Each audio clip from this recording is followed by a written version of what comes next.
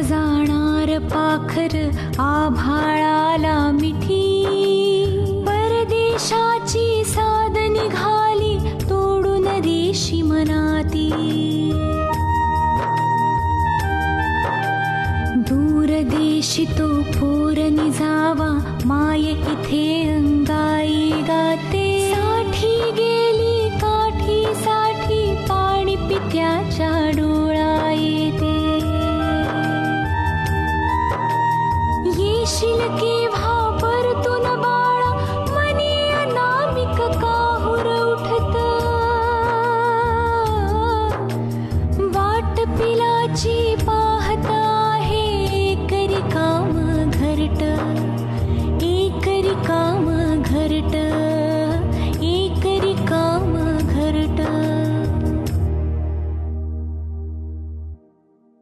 पण मी घर सांगू का जमीनराव, त्या कोमलमध्ये काही दोष नाही, दोष तुमच्यातच असला पाहिजे। बाबान मला नामर्थ म्हणतो, हा दाखवत आता मर्दानगी काय असते ती। काय दाखवणार आहेस तू? हा मी खरं सांगतो, ती कोमल आहे ना तुझ्यापेक्षा माझ्याबरोबर जास्त चुकी राहू शकते। बाबान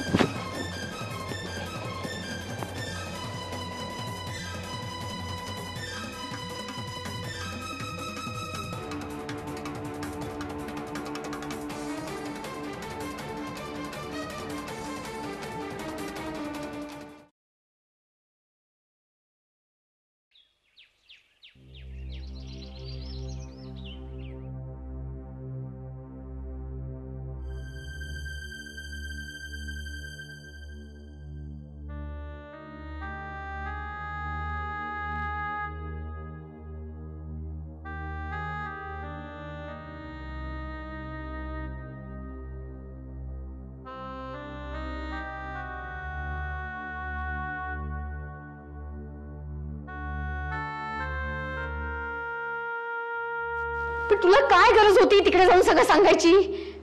केवढा मोठा प्रॉब्लेम करून ठेवलाय, समजतंय का तुला? जर का मी ते खरं खरं जाऊन सांगितलं नसतं तर तर पुढे काय प्रॉब्लेम झाला असता माहिती आहे तुला? अगं पण तुला शहाणपणा करायची काय गरज होती? आमच्या पद्धतीने सांगितलं असतं ना आम्ही। तू सांगणं वेगळं, आम्ही सांगणं वेगळं। अजून काय वेगळं सांगणार होतात तुम्ही? जे मी सांगितलं तेच सांगणार होतात ना? आणि हो, आताही तुम्ही समीरकडे जाऊन माझ्याबद्दल सगळं काही सांगू शकता। समीरची आईवडील तुम्हाला घरात घेणार नाही असं काही नाहीये। कोमल बेटा शांत राहा। आणि हो, आता झालं ना, परत परत त्याच गोष्टींवर चर्चा कशाला? तुम्हाला ना दोन्ही मुलींच्या लग्नाची चिंताच नाहीये। हो, आणि तू नको तेवढी चिंता करतेस। एवढं काय वाईट केली ग कोमल ग? हा, तिनं जे खरं होतं ते त्यांनाच खरं खरं जाऊन सांगितलं, एवढंच ना? यात एवढा मोठा गुन्हा काय केला तिनं? आणि मला खात्री आहे माधव आणि स्मिता या लग्नाला नकार देणार नाहीत। त्यांनी नकार द्यायचा प्रश्नच नाहीये। तुमची मुलगीच सांगून आली आहे समीरशी लग्न करणार नाही म्हणून। ठीक आहे, मी जाऊन समजावीन त्यांना। त्यांना समजावा, ह्यांना समजावा, आपल्याला दुसरं कामच नाही काही। आई, माझ्या लग्नाची काळजी करायची काही एक गरज नाहीये। खरं तर मी लग्नच करणार नाहीये।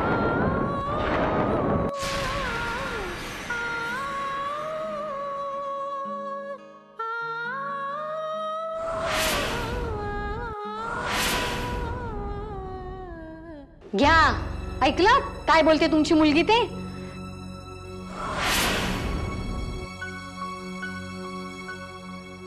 थांब, मी बोलतो तिच्याशी। कधी? सिंगापूरहून आल्यावर? तोपर्यंत होत्याचं नव्हतं होऊन जाईल सगळं। मला लग्नच करायचं नाही। अगं अशी आयुष्यभर एकटीच राहणार आहेस का? सोनलचं करा ना लग्न। हे तू सांगायची गरज नाहीये, समजतं आम्हाला। एक मिनिट, जरा शांत रहा। कोमल बेटा, तुला का लग्न करायचं नाहीये? पुन्हा पुन्हा तेच. किती वेळ सांगायचं तुम्हाला? आणि हो, पुन्हा या विषयावर माझ्याशी कुणीही बोलणार नाही. कोणीही.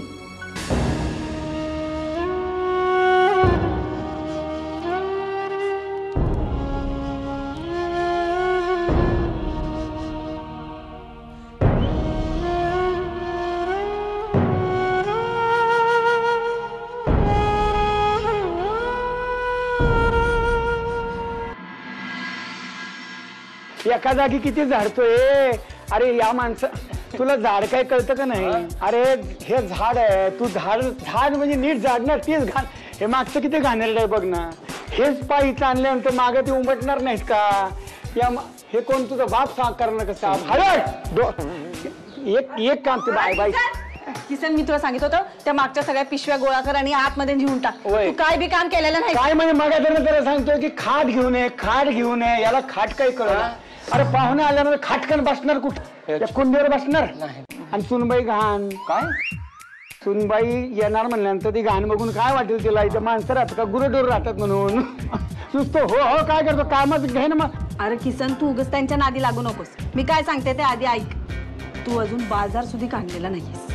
हे केळ्याची पानं घेऊन ये ना. पाहुण्यांना खायला पानं नको आहेत का? अहो बाबा, ए तू बाहेर हो. कोण आहे तू? अरे मयूरराव तुम्ही होय, नवरदेव आहे. हो या सांगा.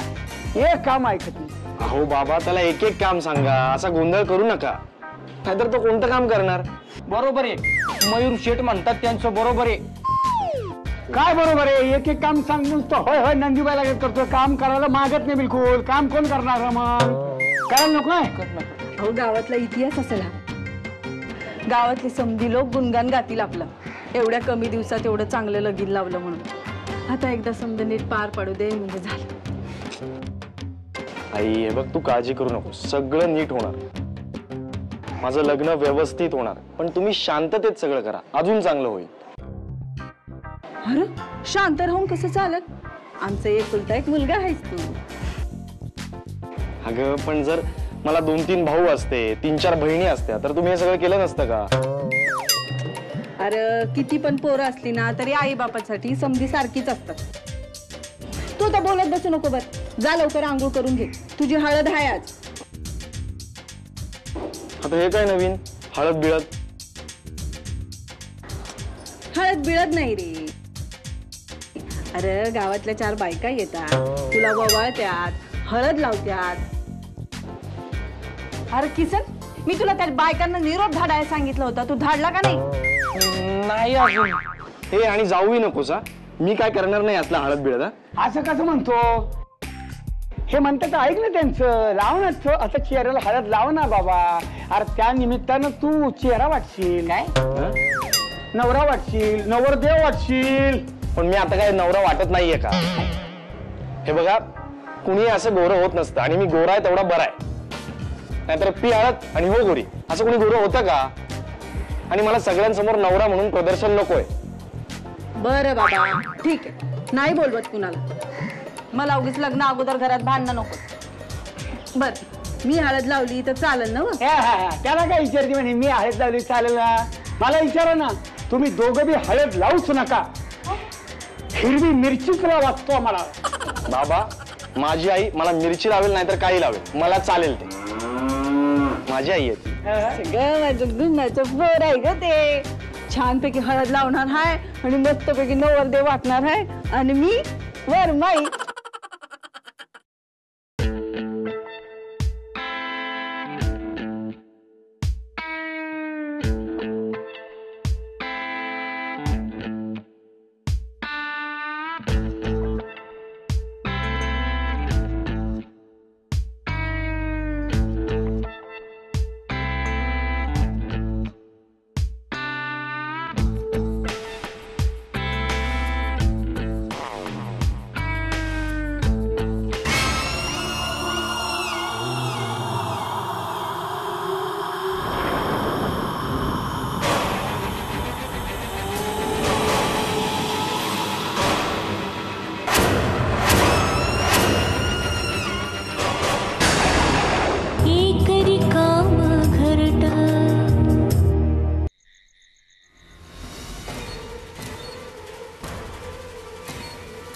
मी जे बघितलं ते खरं आहे की खोटं? कोमल बबन एकत्र, त्या दोघांमध्ये काय? नाही नाही, कोमल तशी नाही, पण माझा बबनवर अजिबात विश्वास नाही. तो तोंडावर एक आणि मनात एक. त्या माणसाचा काही भरोसा नाही. शेवटी त्याचं राजकारणी डोकं कधी आणि कुठे धावेल हे ब्रह्मदेवालाही माहित नाही. या बबनचा बंदोबस्त करायलाच हवा, पण कसा? नाही, पण त्याआधी कोमलला समजावायला हवं. पण ते ऐकेल माझं? बघू प्रयत्न कर.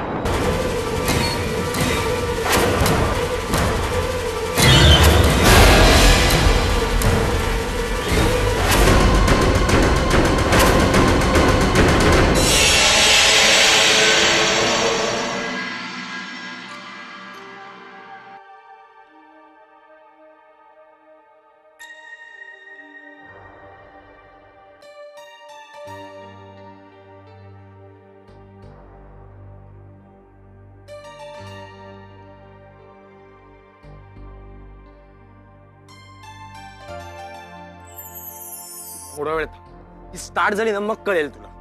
मयूर, बाईक स्टार्ट झाली ना की मला एक राऊंड मारून दाखव.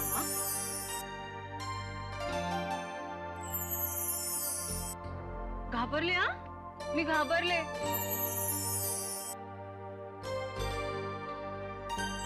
आज तूही खूप छान दिसतेस. आजच? आणि इतर दिवशी काही वाईट दिसते? नाही, आज जरा जास्तच छान दिसतेस. मयूर, दिवसातून एकदाच फोन करतोस तू. अगं सोनल, तुला कसं समजावू? तू इकडे आहे म्हणजे कळेल तुला. फोन करायला किती लांब यावं लागतं ते. बरं ठीक आहे, कधी येऊ सांग.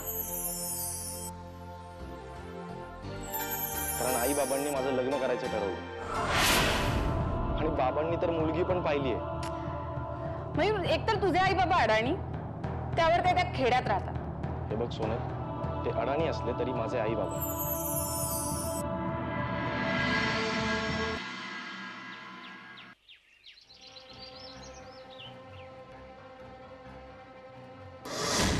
साल्या बबन, तुला तर मी चांगलाच ओळखून आहे.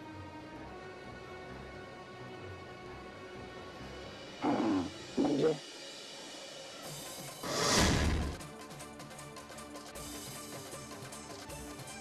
नाही, बोला काय म्हणत आहे ते बोला ना. बबन, फ्रॉड करतोस, लोकांना फसवतोस आणि हे सगळून तू इथपर्यंत पोहोचलाय.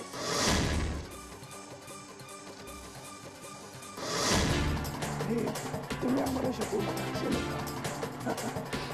शिकायची इथं आणि नोकरीसाठी जायचं अमेरिकेला. त्यांची तळवे चाचणारी आवड. बबन, तोंड सांभाळून बोल.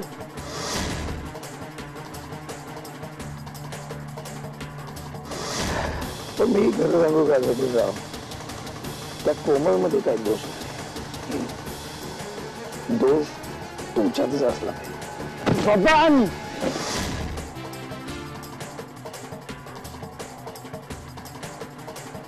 मी खरं सांगतो, ती कोमल आहे ना तुझ्यापेक्षा माझ्याबरोबर जास्त चुकी राहू शकते. बबन,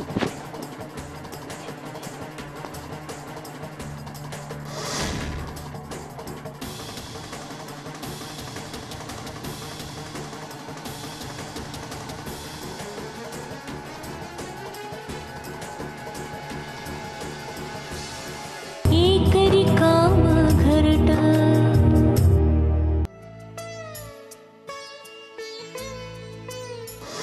समीरराव, प्रेमवीर हे नेहमी वेडेच असतात. आणि तुम्ही नाही का कोमलच्या प्रेमामध्ये वेडे झालात? हा समीरराव, तुमची ही अशी अवस्था बघून ना आम्हाला सुद्धा वाटतं की आम्ही प्रेमात पडावं. कोणाच्या? कोमलच्या.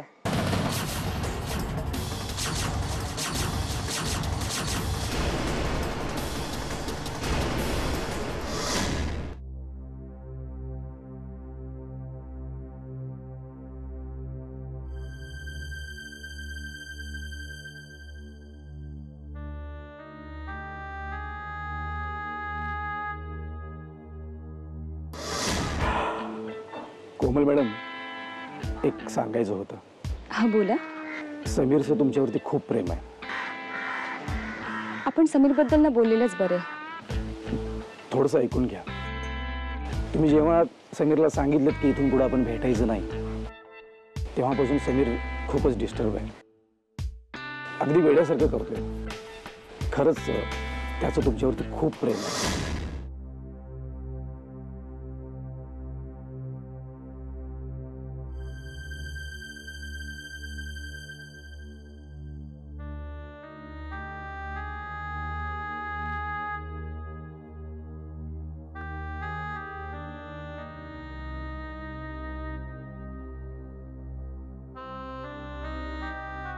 समीर, समीर काय चाललंय काय तुझं हे?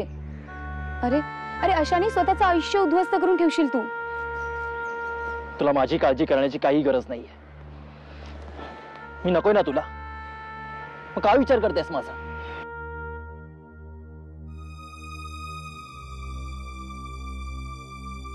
समीर, अरे पण असं दारू पिऊन आई बाबांना का त्रास देतोयस? त्या दिवशी बबन बरोबर हातापायी देखील केलीस. आणि काय गरज होती त्याच्याबरोबर दारू पिण्याची? हे बघ, तुला माझ्या पर्सनल गोष्टीमध्ये पडायची काही गरज नाही. आणि तुला हे सगळं कोणी सांगितलं? बबनने. बबन तुला भेटला होता? म्हणजे तिला भेटलीस तू त्याला? हा, हे बघ, तो चांगला माणूस नाहीये. त्याला परत भेटू नकोस. तुझ्यापेक्षा तो चांगलाच आहे. वा, तुझ्यासारखा असा विचित्र तर वागत नाही. म्हणजे तो चांगला आणि मी वाईट? मी असं नाही म्हणत की तू वाईट आहेस, पण तुझ्या सवयी त्या खूप वाईट आहेत. आणि या सगळ्या सवयी मला कुणामुळे लागल्या आहेत हे तुला पूर्णपणे माहिती आहे. मी कारणीभूत आहे असंच म्हणायचं नाही तुला? मग सोड ना माझा विचार. कशाला इतका गुंतत चालल्यास माझ्यात? मी तुला विसरण्याचा प्रयत्न करतोय. हे असं दारू पिऊन आई बाबांना त्रास देऊन. तूच मला विसरत नाहीयेस, म्हणून कोणतं ना कोणतं कारण घेऊन तू मला भेटायला येते. तुला पूर्णपणे विसरण्याचा प्रयत्न करते मी, पण जर तू असा वागत राहिलास तर या गोष्टींचा मला त्रास होणारच आहे ना. ठीक आहे, मग हा त्रासही करून घेऊ नकोस. मी बघेन माझं कसं वागायचं आणि कसं जगायचं ते. पण त्या बबनला पुन्हा भेटत जाऊ नकोस. मी बबनला भेटले तर तुला काय होतंय? काहीच होत नाही ग. मला काहीच होणार नाही ग. काही त्रास होणार नाहीये मला. तूच माझा छळ करण्याचं ठरवलंयस तर? मी तुझा छळ करते? का समजून घेत नाहीस तू मला? समजून मी तुला घेत नाहीये की तू? मी निघते. तुझ्याशी बोलण्यात काही एक अर्थ नाहीये. मी तुला थांबवलेलं नाही. काहीच अर्थ राहिला नाहीये माझ्या जीवनाला. म्हणजे मी अर्थहीनच आहे ना. आणि हो, मी तुला इथे भेटायला बोलवलं नव्हतं. चूक झाली माझी तुला इथे बोलवून. चूक माझीच आहे की मी तुझ्यावर विश्वास ठेवला. पुरे झालं. चुकांची उजळी नको. माझ्या आयुष्याचीच वजाबाकी झालीय ग. तर उजळणी कोण करताय? निघते मी. मी थांबवलेलं नाही. पण तू कुठेतरी थांब. दारूच्या व्यसनात आहारी जाऊ नकोस. तुला माझी काळजी करण्याची काही गरज नाहीये. गरज संपल्यासारखं बोलू नकोस. तू निघू शकतेस.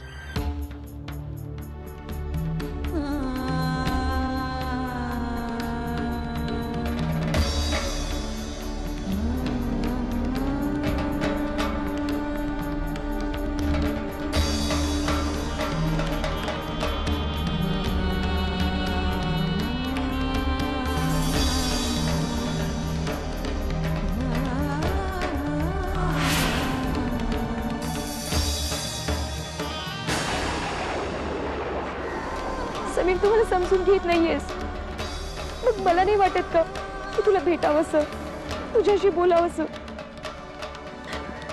समीर, समीर, मी अजूनही तुझ्यावर प्रेम करते.